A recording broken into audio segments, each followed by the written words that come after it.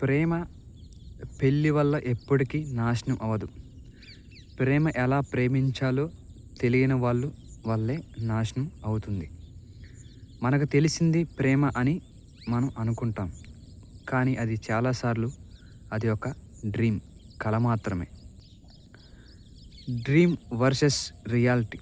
మనము ప్రేమను ఒక కలలా ఊహించుకుంటాం. కానీ రియాలిటీకి ఆ కలకు చాలా తేడా ఉంది. వాస్తవం అనేది కలని డామినేట్ చేస్తుంది. ప్రేమ నిజంగా ఉంటే అది ఎవర్ లాస్టింగ్గా ఉంటుంది.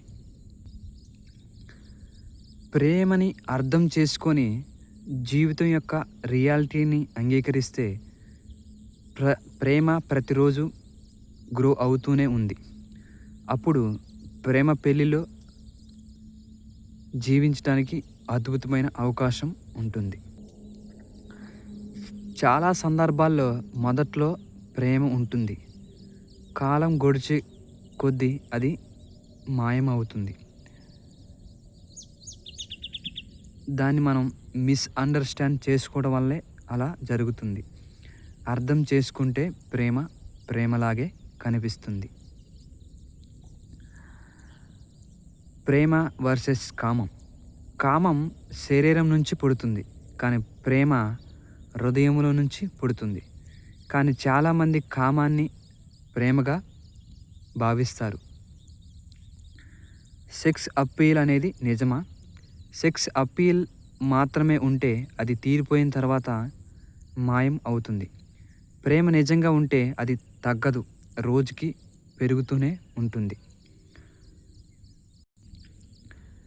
నిజమైన ప్రేమ అంటే ఏమిటి?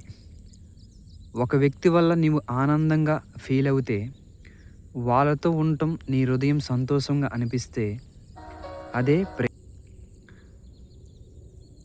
ప్రేమ మిమ్మల్ని మరింత బలవంతులుగా చేయాలి. ఎప్పుడు వీక్నెస్గా చేయకూడదు. ప్రేమ వల్ల మీరు మరింత స్ట్రాంగ్గా ఉండాలి. అసలు ప్రేమ అంటే ఏమి కాదు. ప్రేమ అంటే ఫ్యాషన్ కాదు. ప్రేమ అంటే పొజిటివ్నెస్ కాదు.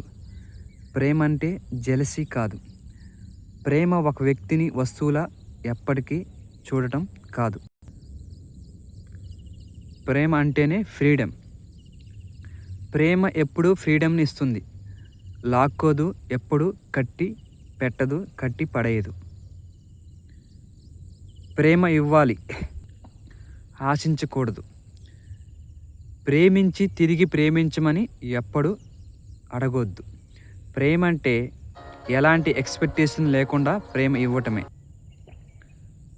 ప్రేమకు బిగినింగ్ మాత్రమే ఉంటుంది, కానీ ఎండింగ్ అనేది ఎప్పటికీ ఉండదు. ప్రేమ నిజంగా ఉంటే అది ఎప్పటికీ పెరుగుతూనే ఉంటుంది, తగ్గదు. దినదినం గ్రో అవుతుంది, రోజు రోజుకి మొక్కలాగా ఎదుగుతుంది.